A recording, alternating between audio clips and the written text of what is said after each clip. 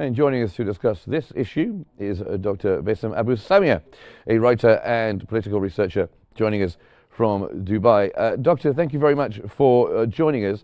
So how do you assess the recent diplomatic efforts by US representatives and Qatari mediators to try to facilitate a ceasefire in Gaza?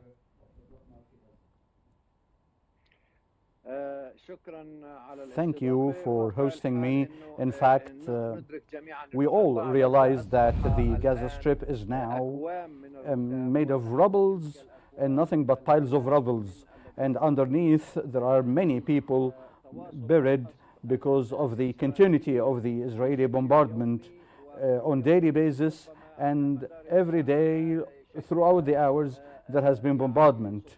This has led to a huge number of casualties, something like 100 people, victims every day.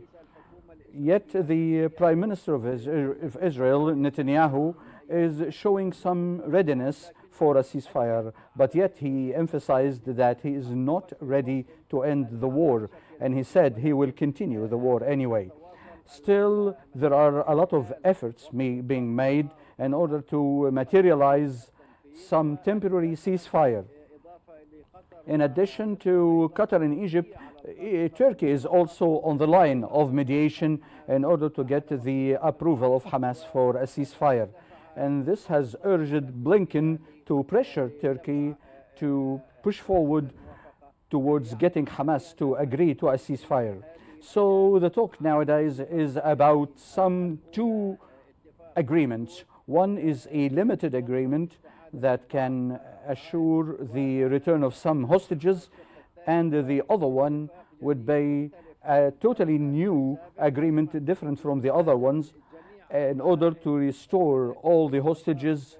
But still, most of the parties are more focused on the temporary agreement for a ceasefire to stop the military operations and to restore some hostages. It's all about the readiness of the Prime Minister of Israel, Netanyahu, to agree to end this war. Nevertheless, Israel is continuing blocking the humanitarian aid, the medication, and things like that to the Gaza hospitals. And this is something that requires quite a serious position from the different parties in order to force Israel to allow the entry of such materials, because starvation is being used as a weapon. Of course, you mentioned that the humanitarian crisis in Gaza continues to worsen. What are the key challenges in ensuring immediate relief and also for the long-term recovery of the affected people?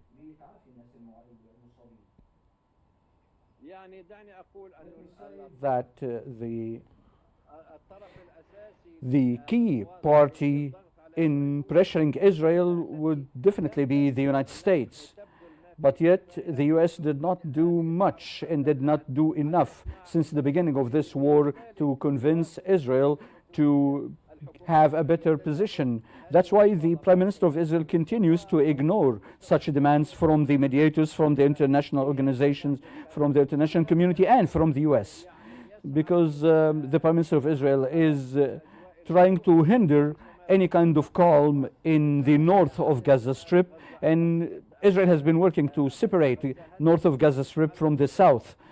And this is basically because Israel is aiming to make the Palestinian issue as a whole nothing but a population problem that can be dealt with through rescue programs and stuff like that. And that's why Israel is not ready to allow the entry of this assistance.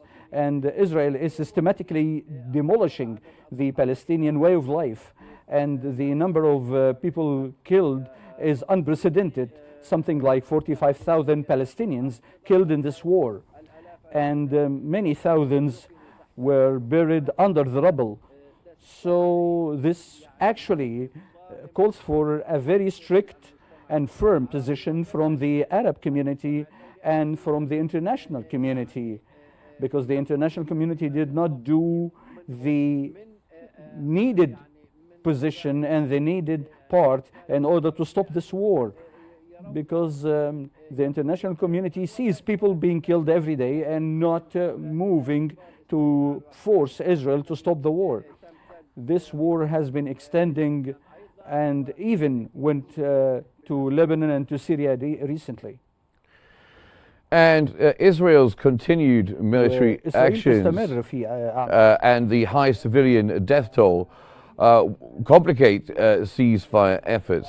How can international actors effectively pressure both sides to reach an agreement? And of course, you have the situation that Hamas is receiving less support now from Iran.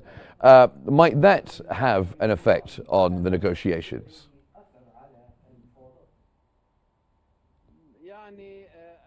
I wish to say that Hamas has received more hits and it has been subjected to a lot of hits, as well as Hezbollah in Lebanon. And this has great impact on the positions of Hamas, and Hamas now is ready for giving some concessions.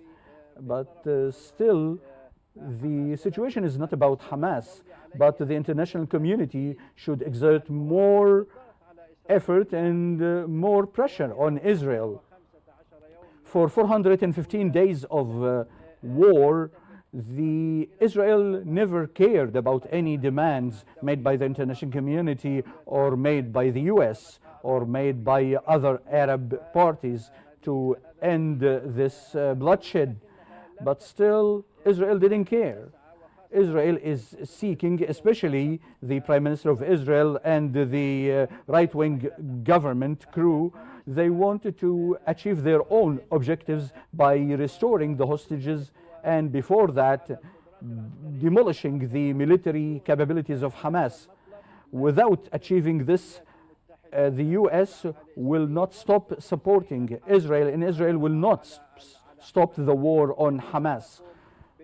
The way it is also fighting Hezbollah, and the way it is also practically attacking Syria and coming closer to Damascus. It's all about the Prime Minister of Israel, because the Prime Minister of Israel did not care about public opinion, did not care about any of this. There has been a call from Arab League, something like shortly, to condemn this war and to allow some entry of humanitarian aid. Okay, well, thank you very much, Dr. Abu Sumia. I'm going to have to stop you there because we are coming to the end of the program, but we thank you for your comprehensive perspective on the diplomatic efforts.